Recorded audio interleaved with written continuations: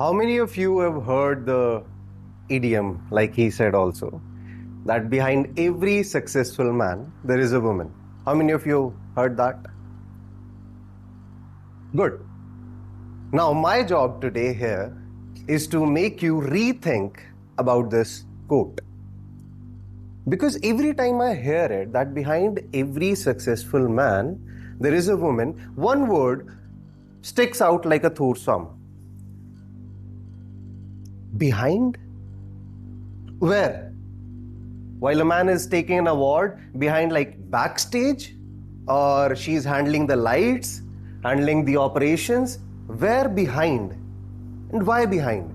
So every single time in my speech, I'll refer to this word. I want you to open up your minds and wait for a good idea to come. Agree on that? Okay. I grew up in a family where I have 3 elder sisters. So that's like not having one mother, but 4 mothers. 4 mothers deciding every single moment of my life, teaching me how to study. All of them are teachers. So teaching me how to study, teaching me how to behave, what to do, what not to do, and ultimately making and deciding that I become a somewhat half decent man. So what you see here is built up from a composite action decisions that were taken by them. Now, when you grow up in a family where you have a lot of women, you sort of are able to understand how women behave, how they think. And a lot of girls also come up to me and tell me that you have a very feminine touch, you're able to talk to us very effortlessly. And that is because of that. Now, when we think of that, and we look at men and women relationship, it is very different. We are very different creatures. Like when a man says that he'll be ready in 5 minutes, at the 5th minute, he is putting his shoes on, and then he looks up and then he hears a voice, 5 more minutes.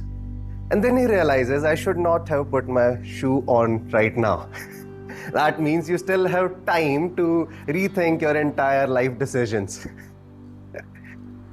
When there comes a particular moment in a man's life when he hears from his partner and she asks, do you notice a change? And at that moment, that silence is loud. It's like sitting in a competitive exam which you did not sign up for, and you are sitting there like Doctor Strange calculating millions of outcomes, and the first word that comes out of your mouth is obviously wrong. And this is how dynamic changes. And while men are trying to understand women, society feeds in a certain idea in your mind, and because you're not focusing on it, you do not question it. That behind every successful man, there is a woman. Why behind? And that is a question which we are going to take home today, but with a better answer. Let's break down where does this thing come from, why behind? Because throughout, when we look at histories, women were not allowed in the rooms where decisions were being made, in courts where policies were driven, in rooms where power stood, but they were not there. So when you're pushing women so far back down, it is very obvious that somewhere there might be a spark, a rebellion might come up. And how do you put down that rebellion? With a backhand compliment. Every single time a man becomes successful, he'll come up and say that behind me there is a woman. And women be like, okay, I got my compliment. And society says, maybe that's all you needed to have. And we started believing this idea, said throughout generations, from the moment we are growing up to we become a successful man with a marriage or we are about to die. And because everyone is saying it, obviously this might be true. Why question it? Right? That is where it started to originate.